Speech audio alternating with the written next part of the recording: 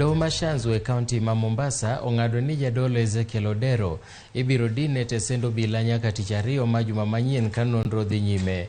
Motelo ne ng'etono, obila nokwayo dohono mondo yienegi geng'o ne Jadolo Ezekiel Odero kuom ndalo 30 machiwo thuolo ne nonro. Gino ma doho biro ng'ado wach ne juma manyien.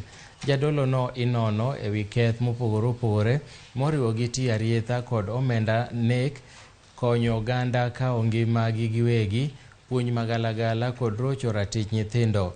Nonro mohiu lero ni nitie ji mathoth manowito ngimagi e kanisa mar Ezekiel Odero mar New Life Prayer Center e kind higa mokalo kod higani.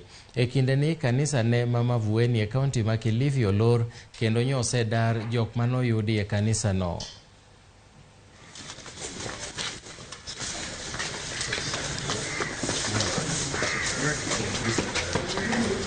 Kuna kuingia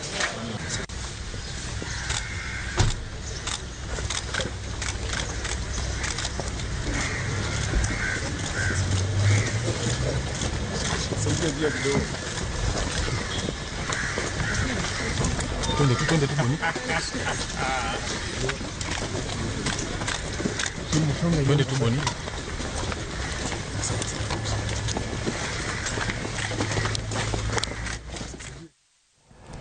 Wadhi e doho